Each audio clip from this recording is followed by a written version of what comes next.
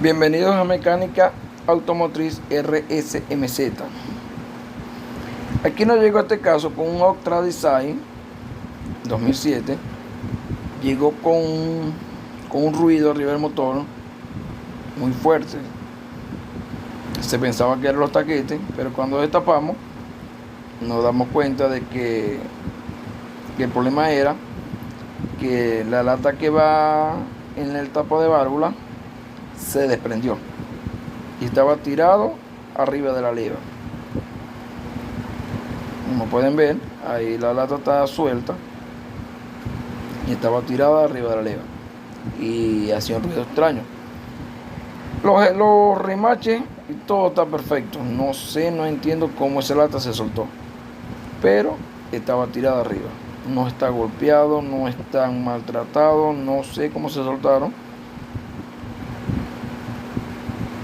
pero estaba arriba de la leva y hacía un ruido inmenso.